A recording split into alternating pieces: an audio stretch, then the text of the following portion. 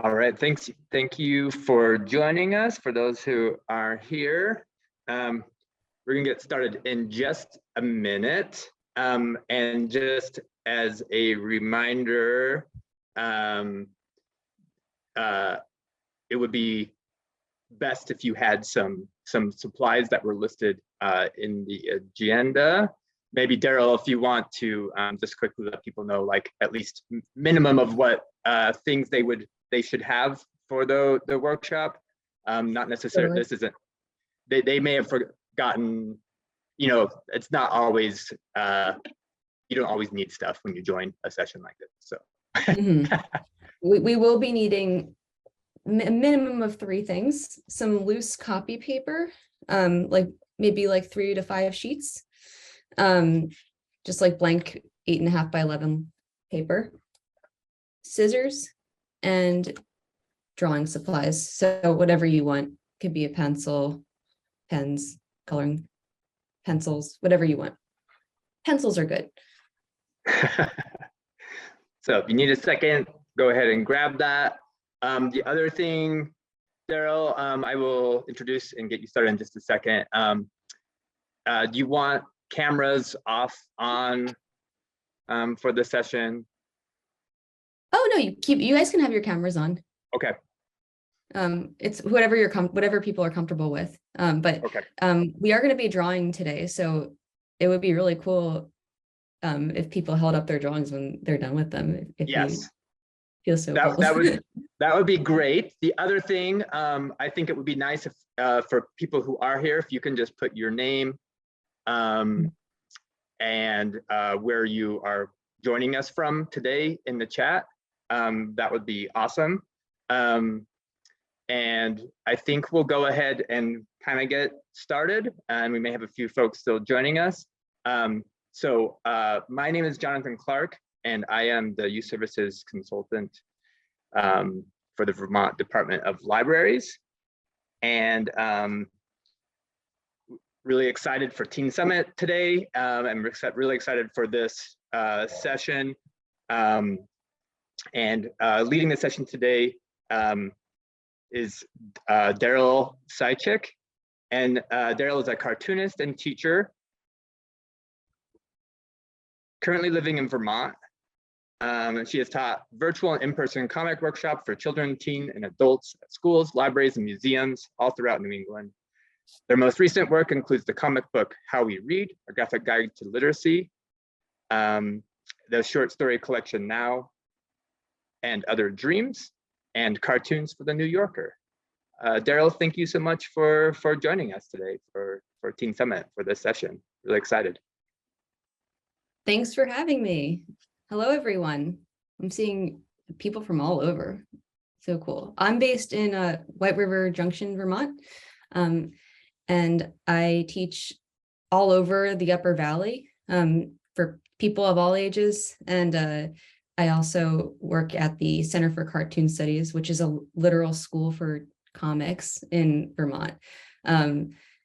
Those exist. So yeah, it's been really fun to branch out and bring comics to like all over the Upper Valley, and I'm excited to talk to you guys today. So I'm going to share my screen.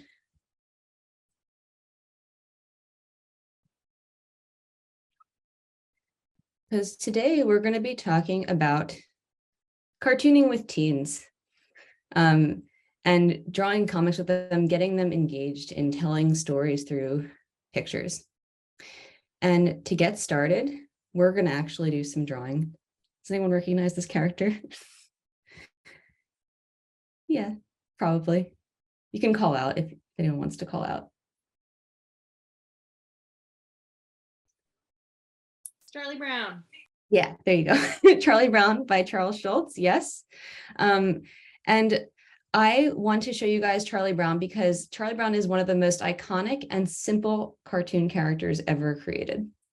If we look at his head, it's just a circle. His head is just a circle with some little loops for ears. This is his face. 3 dots and a backward C for a nose. And that's his hair. That's Charlie Brown. And if we expand out to looking at his body, we have some pretty basic shapes for his body as well. We could reduce his torso to being a triangle, his feet to being kind of ovals.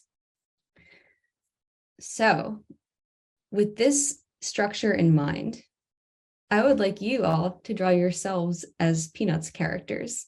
So make your head just a circle. You can make your body a triangle, your feet ovals, and then add whatever identifying characteristics you would like, so that you could be one of the Peanuts characters. And this is just a little warm-up activity, because today we're going to kind of be doing like a meta class. I teach comics. Usually I'm just teaching comics, but today I'm going to be teaching comics, but also teaching you how to teach comics. And I always start with a warm-up activity like this, something that's pretty simple, and just a way to kind of ease into the water of doing slightly more complicated stuff. So please feel free to make this as simple as you want. If you just want to focus on the head, you can just do that. And we'll do this for about until 11:11, 4 minutes. I'll do my own too.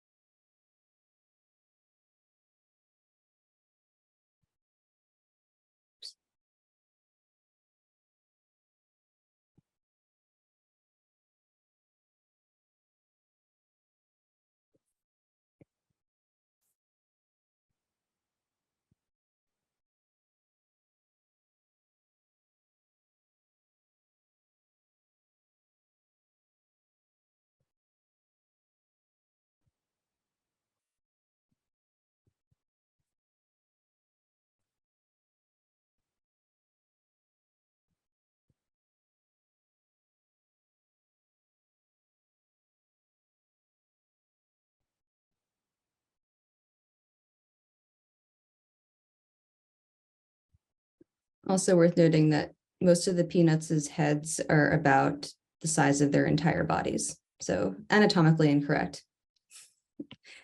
Don't have to worry about anatomy when you're drawing a Peanut style character.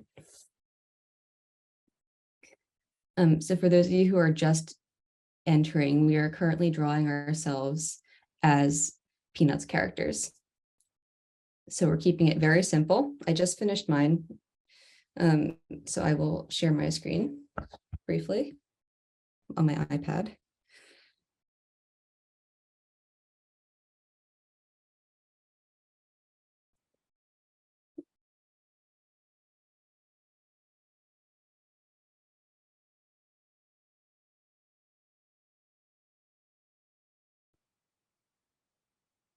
Oh, maybe it didn't work.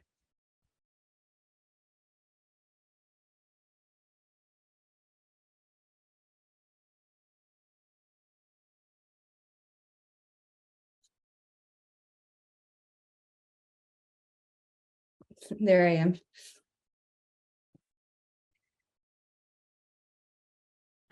So I'm seeing in the chat, what's the assignment? So we're drawing ourselves as Peanuts characters right now as a warm-up drawing activity. So we're drawing very simplified versions of ourselves using basic shapes. This is me. And I see some people holding up their drawings already, so I want to take a look at those. Whoa, cool. Love these expressions. Fantastic. They all look like Peanuts characters too. You guys all captured the faces.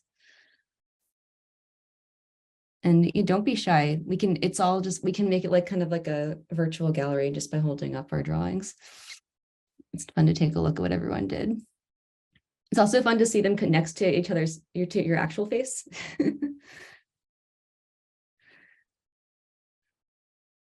Cool. Thanks for sharing. So How many of you like consider yourselves artists? If you can raise your hand. And how many of you like don't and you never draw? I think there might be some people who are frozen. I see a mix. Well, what I love about comics is that it doesn't matter whether you consider yourself an artist or not, because cartooning levels the playing field, because it's all about drawing simply and telling stories, and everyone has a story. And that's something that I always want to emphasize for when I'm teaching comics in general, but especially with teens. And so with that said, I'm going to jump back into talking about that. Thank you all for joining me in the Peanuts drawing activity. And you can also feel free to add more detail if you want to like add color or something. I always encourage people to draw while I'm talking. Is like even when I'm giving a lesson or something. So, and also feel free to jump in if you want to ask any questions while I'm talking, please do. So, for those of you who just got here, my name is Daryl Seitchik. I am a cartoonist and I also teach comics almost every day of the week, and mostly in an after school context. So I'm visiting a lot of different places, libraries, schools, and working with people of all ages, especially teens and adolescents. So today is going to be a class on how to draw comics, but also how to teach comics. It's like a meta class. And this drawing is actually from one of my students. So I think Jonathan already kind of gave an introduction to me, but here I am in my cartoon form. And these are other things that I do. I'm an amateur musician and mushroom enthusiast as well. I like to go hunting for mushrooms. Here are some of my comics. How We Read, a Graphic Guide to Literacy is probably the most relevant for this. It's a nonfiction comic that's free to download, and it's basically about how our brains learn how to read and why it can be a struggle for people to learn. And that's available on the Center for Cartoon Studies website. I also do comics and gag cartoons for The New Yorker. My mom is very proud of me for that. This one didn't get in, but I still think it's funny. And I have been self-publishing comics for most of my cartooning career, meaning that I draw whatever I want and then I print it out myself. And those were recently collected into this book. And I found self-publishing comics to be pretty much my gateway into comics in general, because there were no gatekeepers. And this is something that I always want to emphasize when I'm teaching comics, because anyone can do it. Anyone can to get their comics out into the world. And the teen class that I teach is called Cartoon Collective. And it meets at an intensive week-long session during the summer and also throughout the year, mostly on Zoom. And we put together a comics anthology at the end of the summer session, which is hugely empowering for these kids because this is the first time many of them are seeing their work published. Here are some spreads from the anthology. So these are kids who identify as artists. They seek out this class. They call themselves cartoonists. But I often, and most of my time, I'm dealing with kids who don't even like to draw. Like a lot of the time, they're just like, they're in the after school program.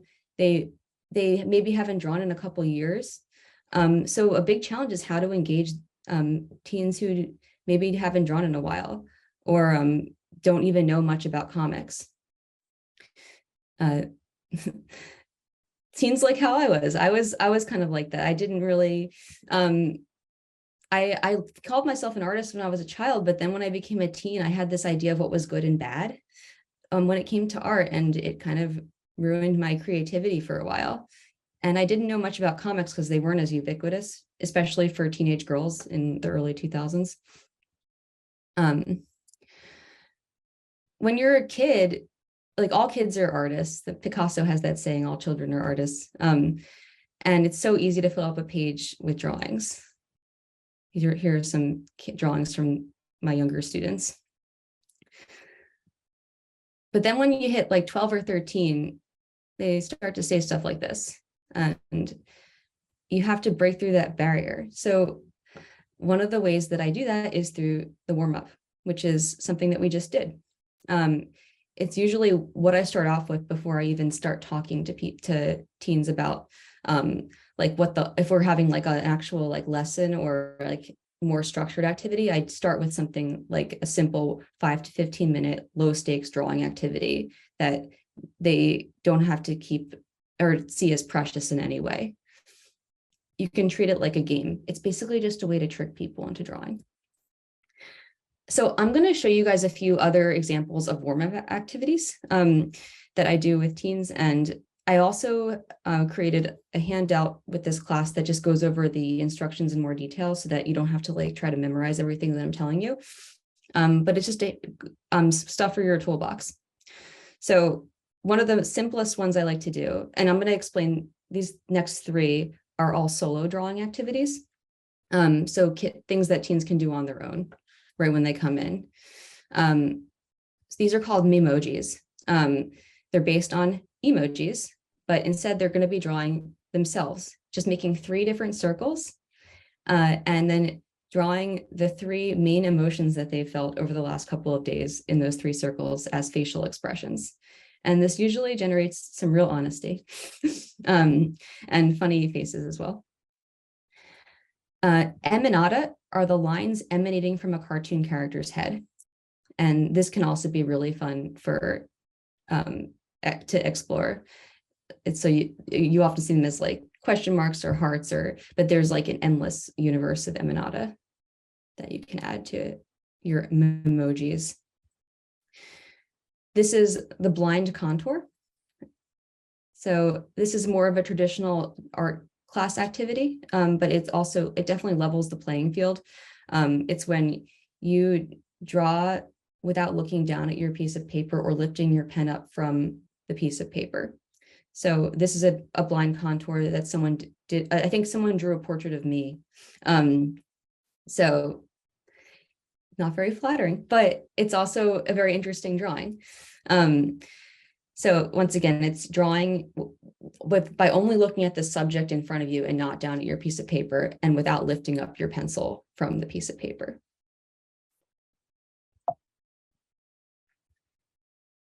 This one's called Animal Mashup.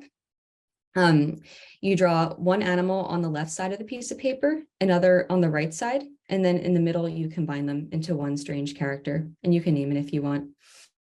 This is usually a hit with like everyone, regardless of age. You can also mix it up. These are all, you can like really play around with how these different warm-ups work. This one is a cat and favorite food combined to create a cat sushi. Questionable. Bunny and bunny ice cream. And a few more solo warm-up drawing activities. This is draw yourself as a superhero or with superpowers, and they can be super specific. I would be a cat whisperer. And lastly, for solo drawing warm-up activities is more of like a game. So 2 truths and a lie, but as a comic. And for this, you draw 2 things that are true about yourself and 1 that isn't true. And then everyone has to guess which one is the lie. So this takes a little bit longer because there's 3 drawings, but it's usually a hit with teens because, especially teens that don't know each other yet, because it's fun to make stuff up like this. So those are solo warm-up drawing activities. And then there are collaborative drawing activities. Daryl, can I ask you a quick question? Sure, yeah. So I was thinking as the independent activities, I was wondering if you had any strategies for maybe any participants, specifically the teens or young people, people who were reluctant, or like you were saying that there's that thing of like younger kids are usually like, you can just give them a thing with art and they'll just go for it. But there's also a lot of like comparison that happens where it's like, oh, well, I know that this person is really good at art and I feel embarrassed because I can't draw like that. So do you have any strategies for sort of making people feel comfortable, encouraging them to draw, even if they are sort of, so they're maybe not comparing to what other folks are doing as much?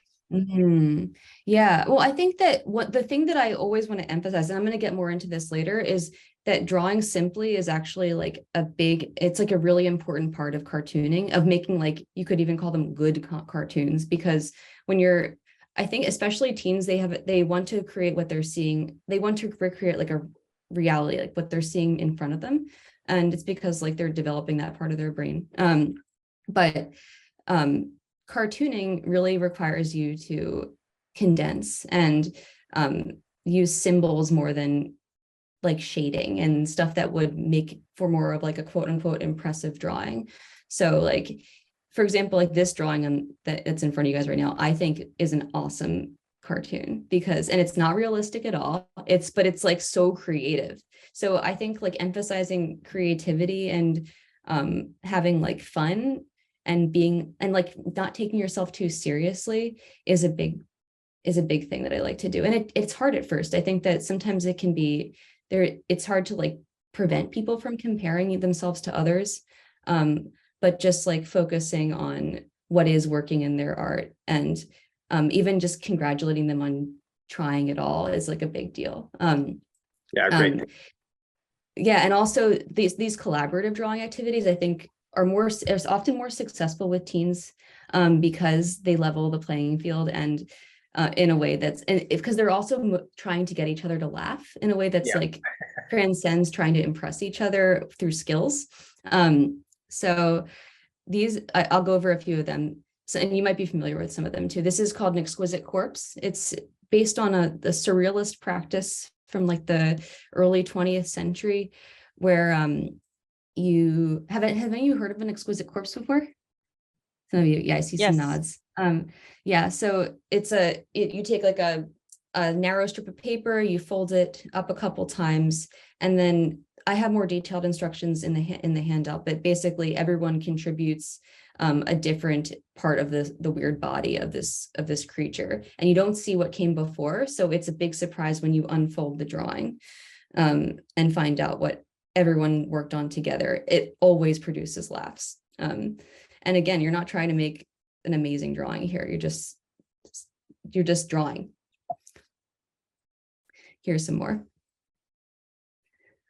I love what people like decided to do for like sometimes the heads for some of these are just like crazy.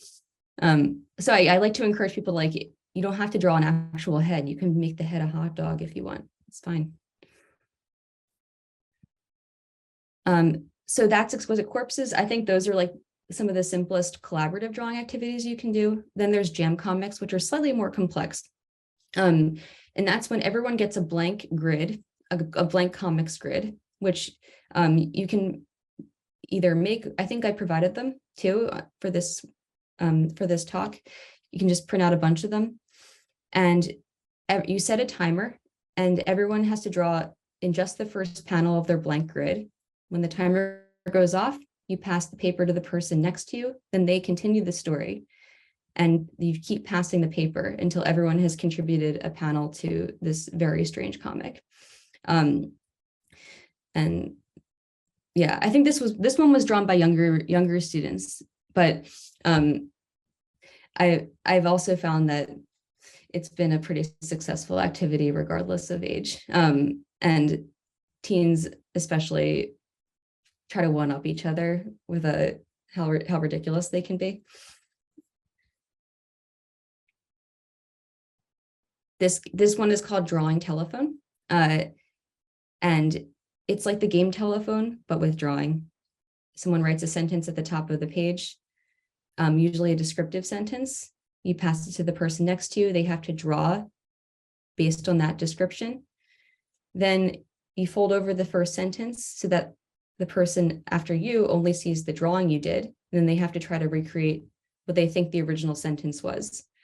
And you just keep doing that until the page is full, and you then get a chance to unfold everything and see how far away from the original sentence the group strayed.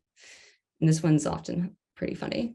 And again, I have more detailed instructions on how to do this in the handout, since it can get complicated. Does anyone have any questions so far? Cool. Okay, so those were some warm-up drawing activities. It gets people to draw without thinking too much about whether they're good or not. Hopefully they'll be laughing, and it's just a way to get people started, to trick people into drawing. And then there's the main lesson. Sometimes you don't get to the main lesson. Sometimes people get so involved in their first warm-up drawing that you're like, you know what, we'll stay here for a while. But if there's more engagement, say there's students who are reading comics that they want to that they're inspired by, you can move on to a more specific focused activity. So the way that I usually structure these is after the warm-up, I talk for about 5 to 10 minutes about a particular comics related topic, and then do an activity that's inspired by that. And since you are all librarians, you know all about reading a room, which is, I think, that's the skill that I've had to develop as a teacher. It's just getting a sense of what people are interested in, what they're reading, having books out and available for them to flip through, so that it's just like they don't even have to think twice. They just there's a pile of graphic novels or a moving cart of them that they can look through and feel inspired by. And this is a great opportunity to look through those comics with them and ask them, what do you like about these? What is interesting to you about the art style or about the story? And here are just a few examples of YA graphic novels that came out recently that I'm a huge fan of. So you might ask these questions, what do you like about these comics, and get no response. Or maybe they'll begrudgingly tell you that they love the layouts, or they're into the way that the characters are designed. And this is a clue. You can use that information. Say a kid really likes the way a comic is laid out. That's a way to talk about page mechanics. And by page mechanics, I'm referring to the way that a page of comics is structured. And here is how that works. The structure of a page of comics is called the grid. And the grid is made up of panels. Those are the individual boxes on a page of comics. And the rows of panels are called tiers. So this page of comics has 3 tiers. Some pages of comics have 4 tiers.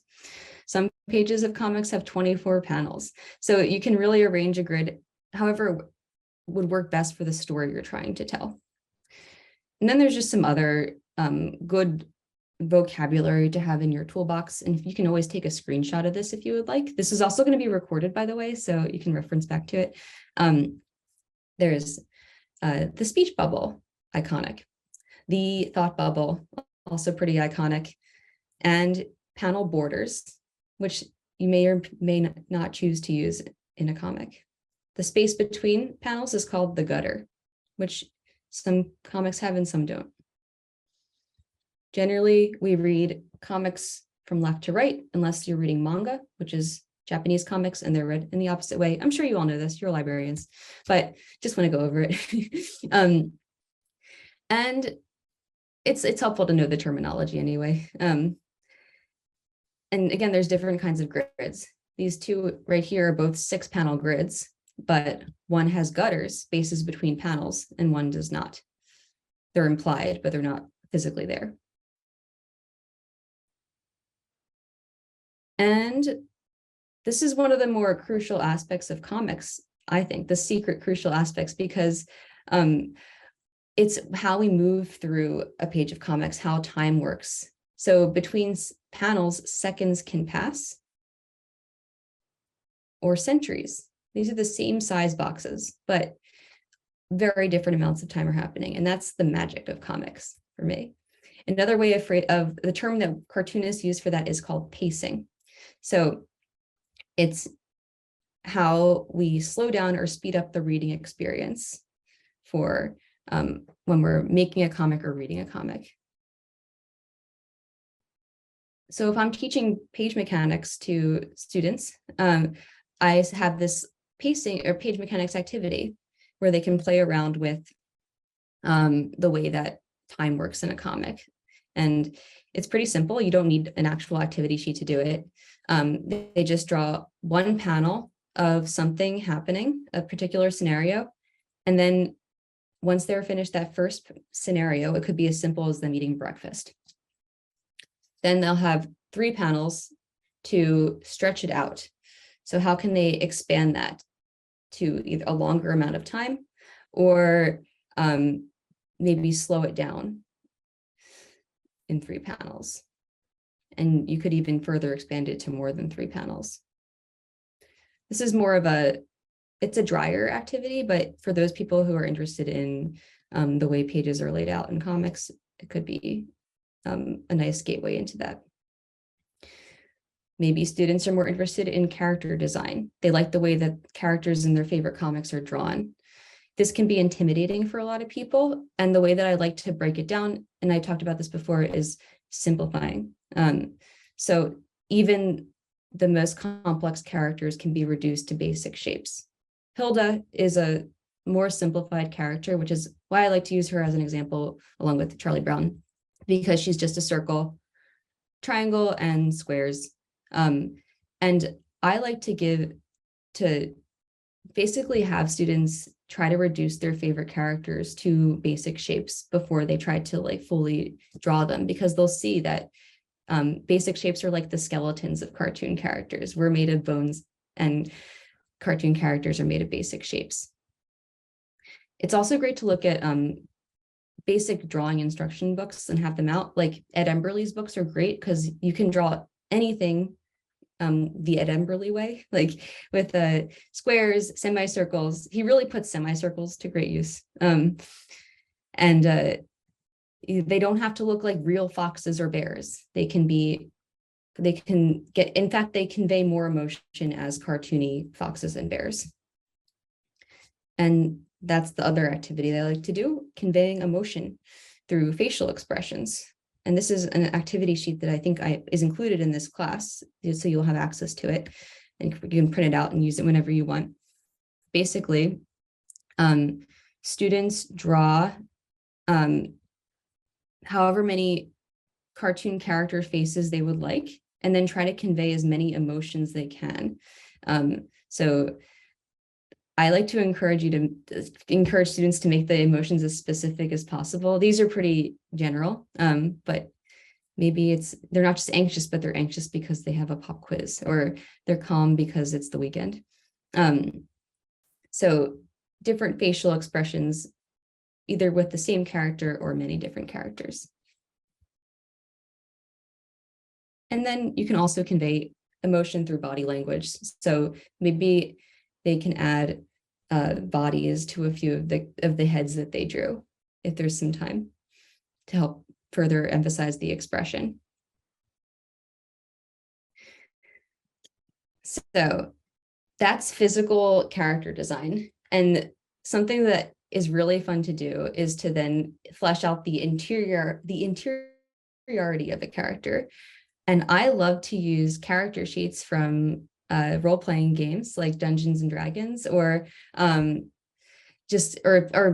that are based on that. These are all like readily available online, and they're just a great way to use like these formats to think about what a character's personality is. I know a lot of kids play Dungeons and Dragons, well, since forever, but this is just, it also really works as a writing tool. And one of my co-teachers made this character sheet based on role-playing game character sheets, along with and she also uses this questionnaire. So this is mostly a writing activity where the characters respond in writing to the different questions, but I think this is more effective because she filled out the character sheets as if she was the character, so in the first person. And this is always pretty fun. And these are really easy to make on your own too. It's just a matter of, it's just like making a form, pretty much. What makes you feel confident? What makes you feel anxious? What makes you feel comforted? And writing them in the first person from the character's perspective is a great way to really feel immersed. So those are two examples of some sample classes that I would do, like page mechanics, character design. Those are my two go-tos for introductory comics classes. Sometimes I realize that there's a more specific interest in the group. Maybe they're all like really into like different kinds of music. So I'll do a music themed class, and we'll look through comic books together and find different examples of how music is portrayed. So it's like almost like a scavenger hunt. And this is a page from Jason Lutz.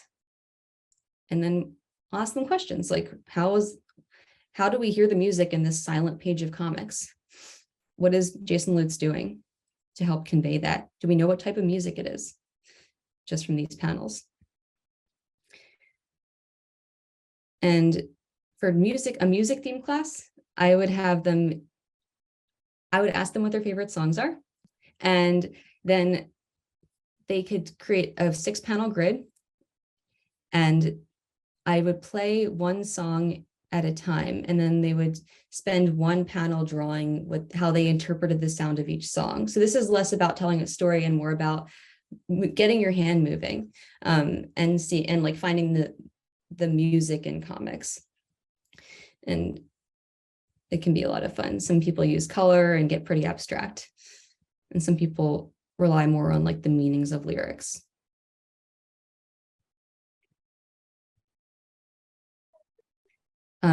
I've also found talking about like current issues and comics as a form of activism to be really effective, especially with teens. For this type of activity, for a warm-up, I would have them do a poster of an issue that they really care about, whether it's big or small.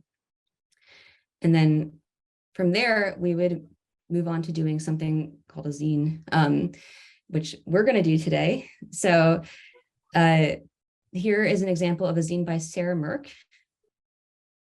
And it talked about Guantanamo, and eventually this 8-page zine became a book. So this is something I also love to emphasize, that these small things that they work on just on their own time that you can photocopy and give out to your friends and family can become full-on books. Because you can keep building on these ideas. So I'm sure you all know about zines, but as a refresher, there is no fixed definition of them. They're small booklets.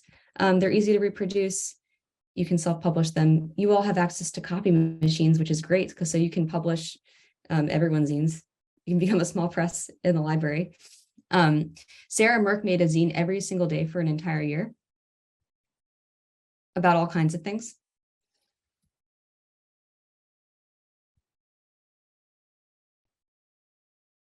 And we're going to make one now. So this is going to require 1 sheet of computer paper and scissors, and then eventually drawing materials. I also included a zine by Sarah Merck about how to make a zine, but I think it'll be easier for us to just do it by watching me do it. So get out your piece of paper. Oh, before we start, does anyone have any questions about anything that I just talked about? Because I just talked for a long time.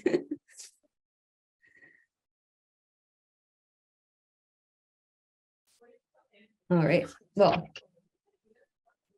So piece of paper, you're gonna fold it hot dog style. So this way. And try to get the edges to line up. Have any of you done this before?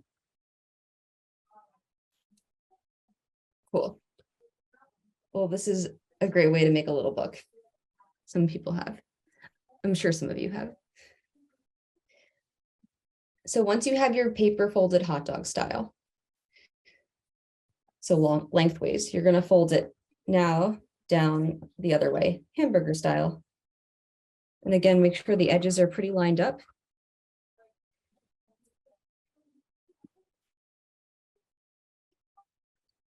So that it looks like this.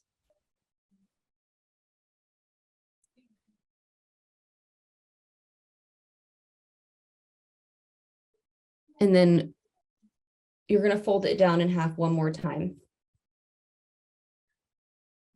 And this will be the size of your little zine.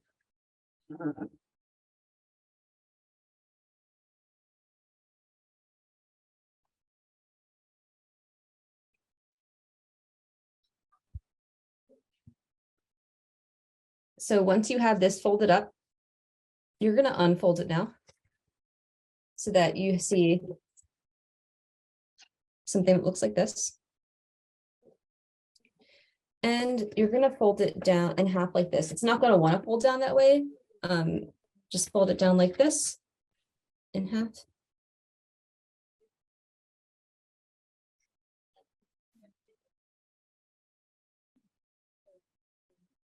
And this is the part that people tend to mess up on. So just watch me before you do it. So the crease, we're focusing on the crease. We're not focusing on where the paper opens out, just the crease. And on the crease side, I'm going to cut right to where the creases intersect. So that when I open up the piece of paper, I see a little diamond mouth.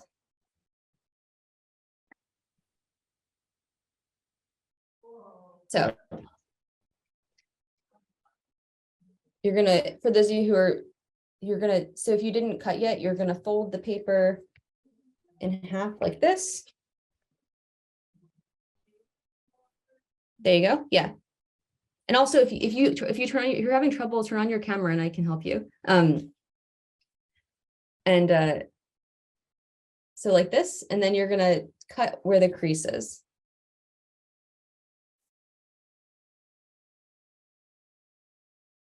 So not where it opens out. Yeah, okay. Sam's got it. Okay. If anyone else needs help, you can just turn on your camera and I can tell you if you got it or not. Or you can just show me your mouth. Okay. So I'm going to just check to make sure because there's 3 pages of people. Okay, everyone else has the camera off. I'm going to assume the rest of you guys figured it out. So now you're going to fold this down in half. So, so that you see a little diamond.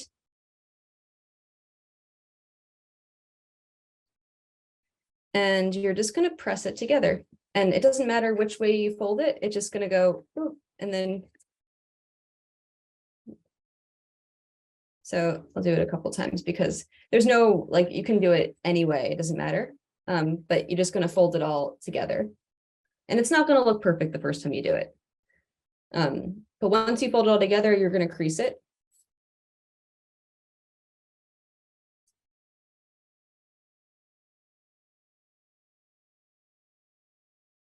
Let me see. What do people got right now? You can hold it up, what you have. Okay, it looks like Amy's got it. Looks like Teresa's got it. Mandy's got it. So once again, taking the diamond, you folded it down like this.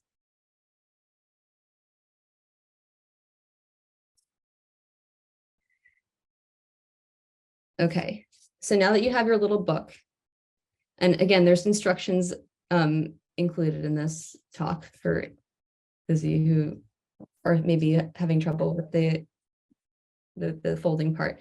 You now have an 8-page zine. It's definitely a little kooky. There's some pages that like are bowed in interesting ways. Don't cut them because it's what's holding the book together. And what's awesome about this little book is that you can draw something on every single page, including a cover, and then you can unfold it, put it flat in a copy machine, and then make like infinite copies of it. You'll have to fold them all, but it's just a really great, cheap and easy way to reproduce comics. Does anyone want me to go over the folding thing one more time before I move on to the next part, the drawing part?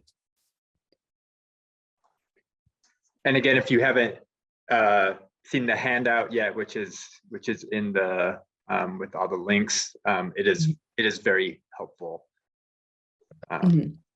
Yeah, I'm sure there's like, it's I think the hardest part is just where to cut, and once you realize it's just on the crease, it's easy to figure out. Okay, so once you have your zine, I'm going to share my screen again. We're going to draw in it. So we only have 10 minutes left though. Okay. This activity is inspired by a talk that my partner Dan Knott gave at the Harvard Radcliffe Institute, and for an exhibition that he designed, which is still going on. It's about nonfiction comics.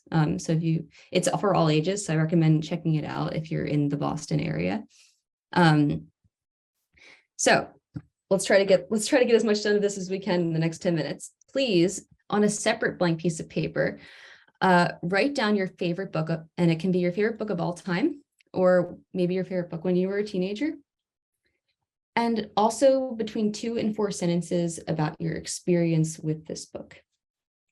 And I encourage you to write these sentences as if you're talking about it to a friend. So nothing too formal.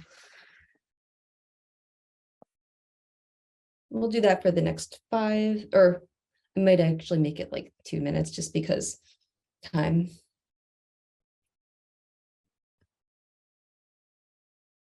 So until 11:50.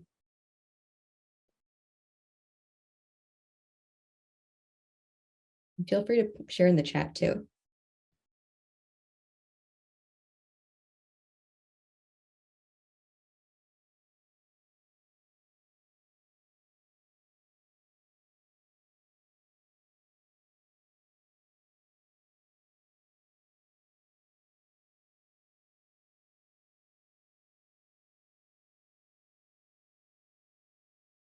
Oh, so we're writing this stuff down on a separate piece of paper because we're brainstorming right now.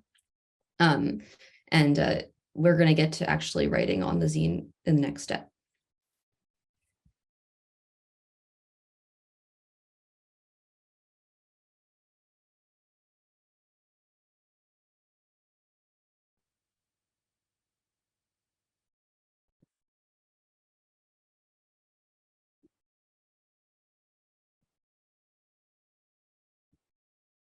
I guess I'm making a zine about The Hobbit, even though it's not my favorite book. I've just been thinking about it a lot for some reason.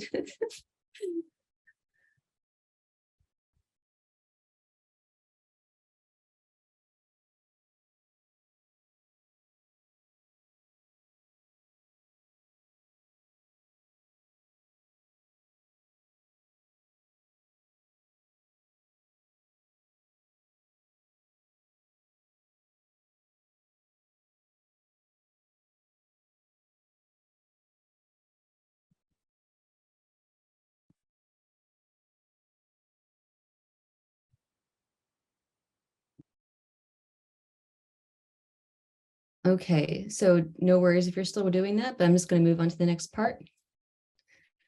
Oh, I guess, oh, okay, yeah. So now take these sentences and write them at the top.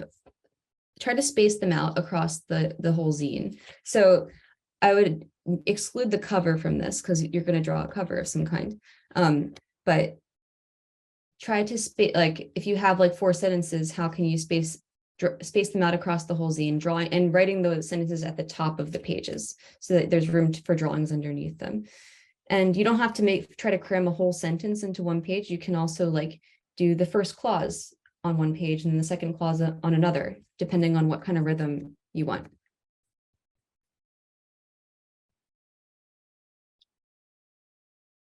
And this is also a chance to edit your sentences.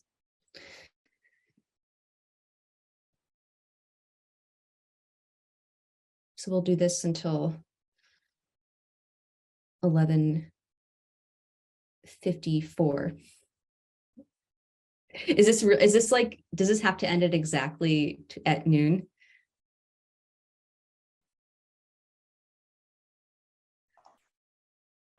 This session is actually, there's a lunch break afterwards. Okay.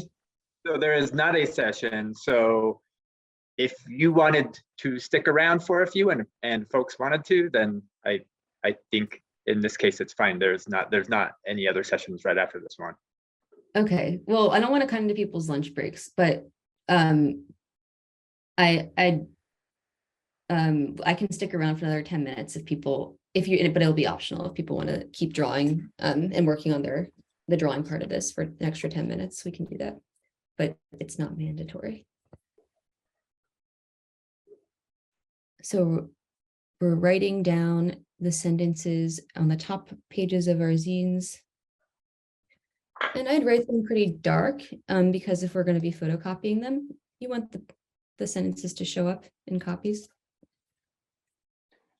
And I just want to say quickly too, Daryl, if it has questions, you can put them in the chat, or if you'd like to turn on your microphone and if you have any questions for Daryl. Yeah.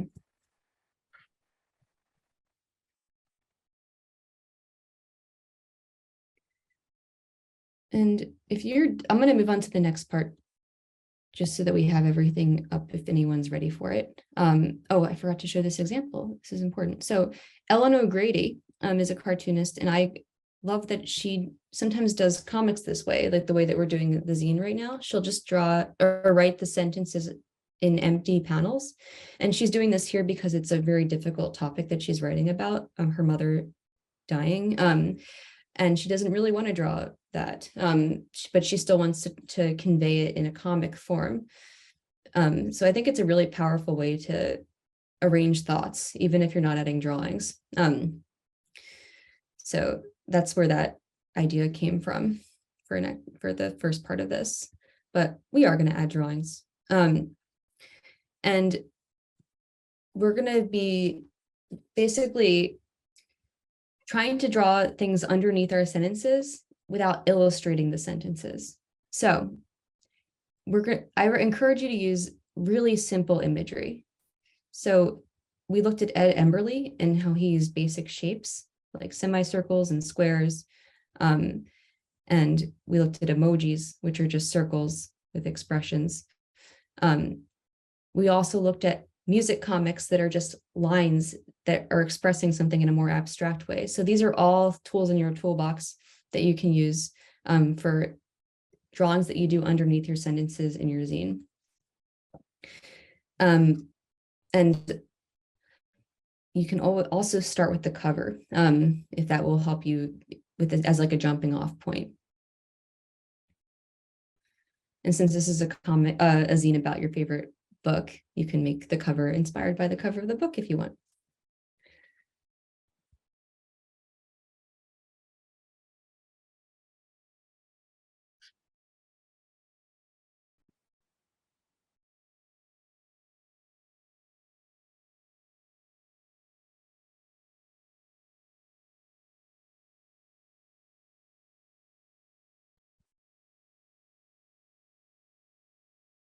I like to trick people into doing the inside first, because often people will just spend the whole time on the cover and then they're like, I'm done.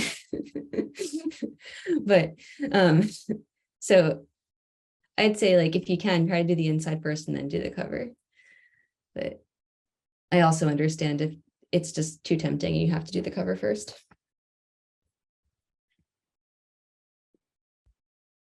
I seriously just stopped myself from doing the cover. I wasn't sure. I was like, if I start with the cover, I'm going to be doing this for the rest of the time. I will never Yeah. get anywhere else. That's how it is. And it's like the opposite when you're working on like a graphic novel. You have to like you do the whole graphic novel and then the cover is like the very last thing. So we're kind of mimicking that, but with 8 pages.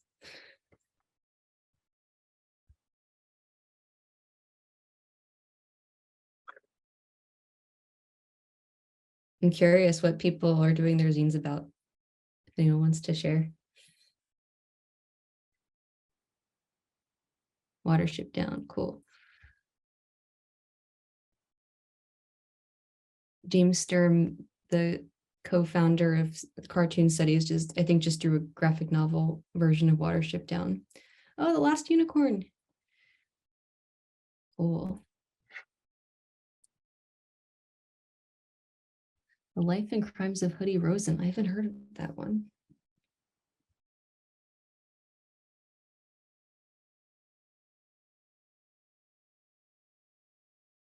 Fear and Loathing in High School. That's a good title for a zine.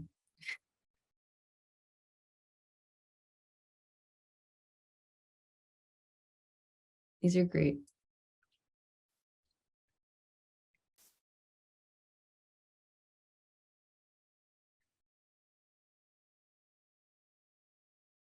Walk in the Woods, Little Women.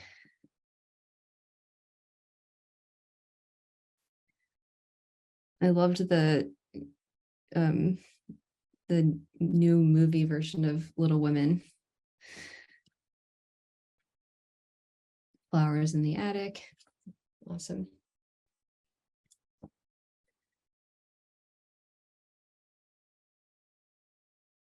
And while we're still on official time, does anyone have any questions about anything? Just like working with teens in general, anything about comics?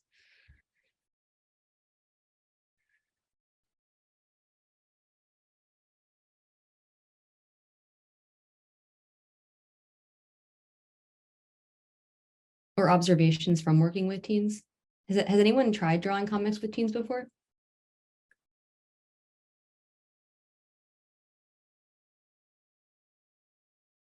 Because I'm always curious. How do you get teens to come to the library? Have comics programming? I mean, I think having like specific programming can help. I don't know how to get just teens to come in general to the library. But I think that having like a structured time, and also I found that if you call something for teens, they tend not to show up. So it's like you can put like in parentheses the age range, but like I remember when I was a teen, my mom was like, you should go to the teen disco. And I was like, I'm not going to that. So, you know, they don't want to admit that they're teens.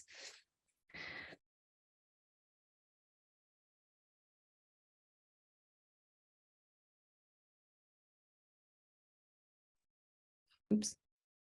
Can you hear me now? Yeah, sorry, I muted you trying to unmute myself. Sorry. I was wondering if you saw the question about how many sessions for the zine project. Would you recommend? Oh, just one. Just one? Yeah. I usually do it if I'm doing like if I'm doing like 5 different classes. I often teach like 5 classes in a row at a particular like community arts center or library or something. And the last one will be a zine class and everyone will get a copy of each other's zine. And it's usually like the hardest that they work the whole time because they have to like finish this 8-page thing in an hour or an hour and a half. And they're all like motivated to do it because they want to share it with other people.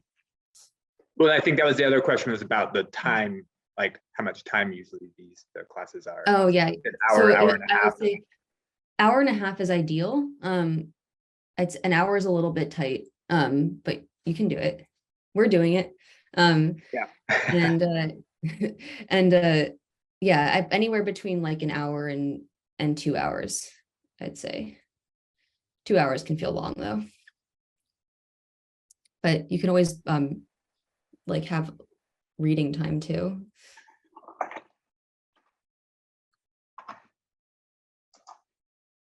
Whoa, a small comic convention where at Beale's library. That's so cool. Did people like table at the at the comic convention? I'm curious how that worked. Oh, it's Stephanie, and also Stephanie says advertise food. The teens will come for food. I think that's a really good point.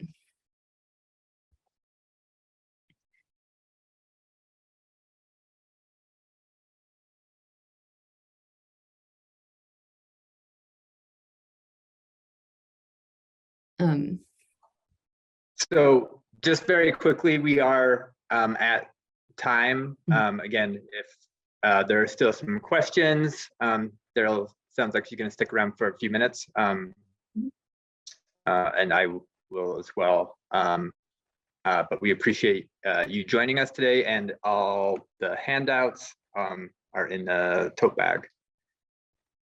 Yeah, and also I visit libraries all the time, so you can just like email me if you want comics programming.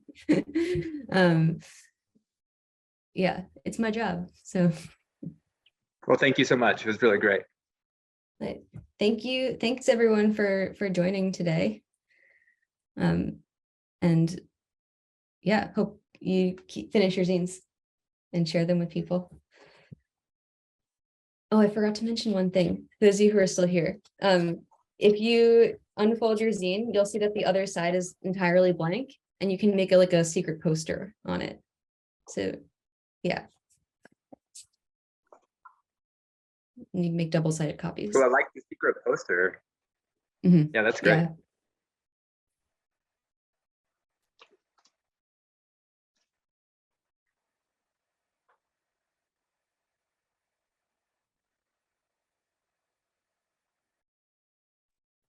I feel silly, but do we have your email somewhere? Oh, I don't. Maybe not. This is my email. Yeah, I don't know if that was in with anything. I don't think so. This is my email, and this is my website. And there's actually a form on my website in the teaching section where if you're like inquiring about like having like a library visit, or if you would like me to come to your library. I do virtual and in-person classes. And someone asked if I could talk more about self-publishing. Does it count as self-published if you reproduce and distribute it? That is the definition of self-publishing. So if you draw something and you print it out yourself or send it, even if you send it to a printer and you're the one who's distributing it, that's self-publishing for sure. And once you start publishing other people, you technically are a small press. And there's a thriving small press community in the comics world.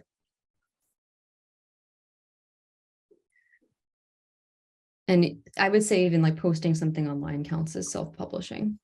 It doesn't just have to be in print.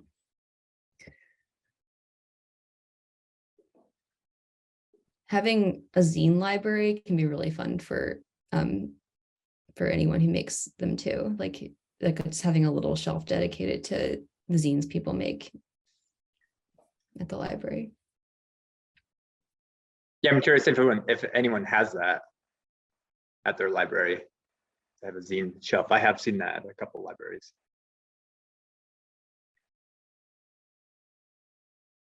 Cool. There's one in Concord. Nice.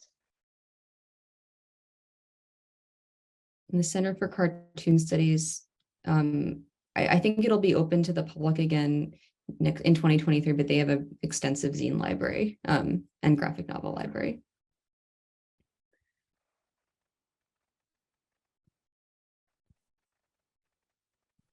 Does anyone want to share their zine so far?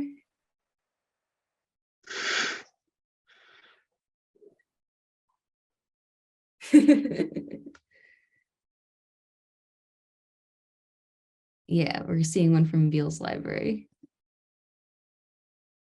Do you want to hold it up? The Last Unicorn. Amazing. Excellent. I just drew a comic about unicorns because I know a couple 6-year-olds who are like experts on them. Does anyone else want to share?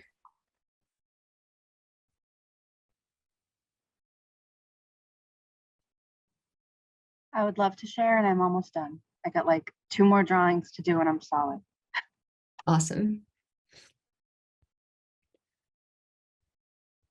Oh, this is also, I mean, now I'm just like saying random thoughts, but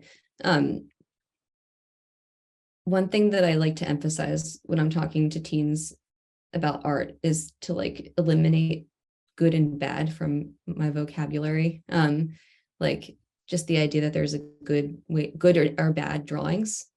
So when I give them compliments, I never say, oh, that's good, or like I always talk about what's working instead of, and more in a more specific way than giving value judgments, because that helps to like help them think less about like the binary, about whether something, this like arbitrary definition of what's good or bad. Drawings are like plants. There aren't good or bad plants. They're just alive.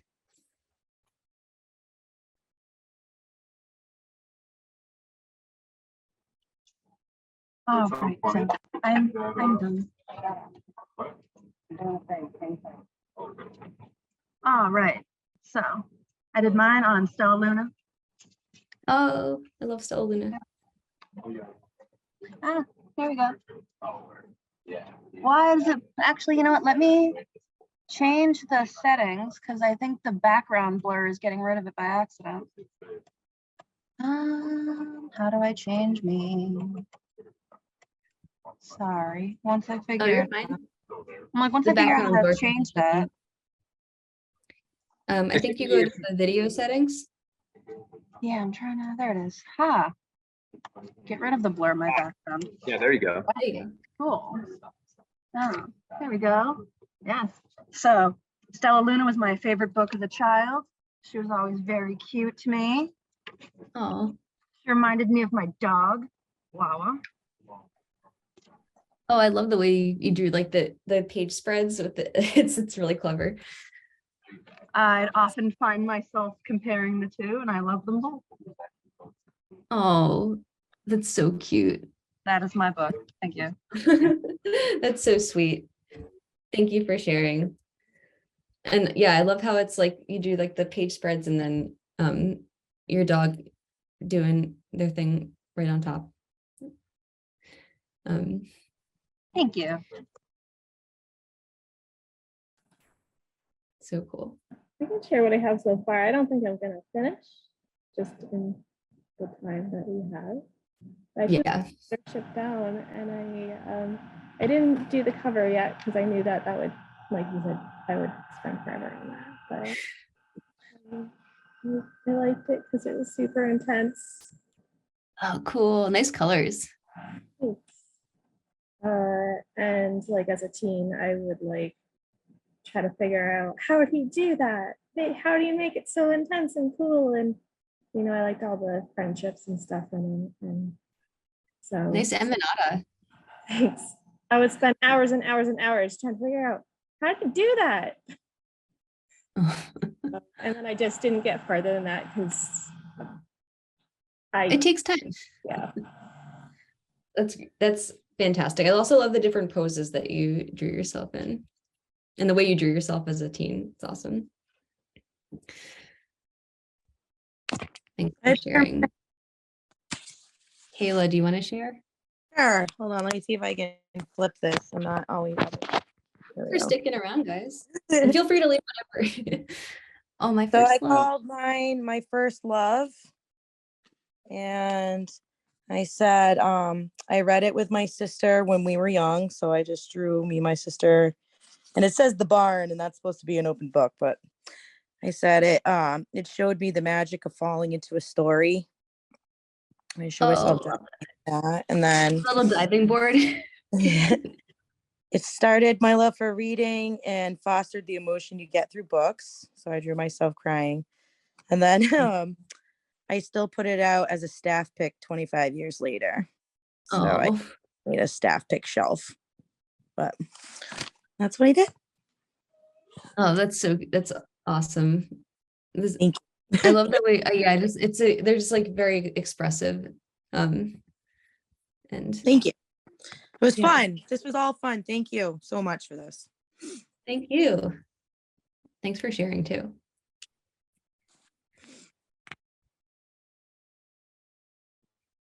Cool.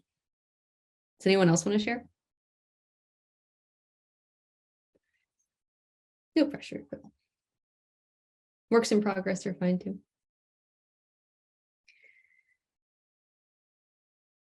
Or have any like remaining questions before we break for lunch?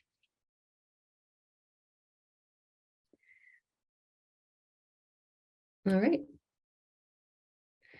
Well, I hope you all finish your zines because they look, well, the ones I've seen seem really cool. And I'm sure that you all as librarians have like great stories about your favorite books. So thanks for joining me today. Yeah, And thank you so much, Daryl. Really appreciate it. It's fantastic. Uh, Thanks everybody and for joining have a us. great holiday. Yeah. All right. Thanks everyone. Bye. Bye.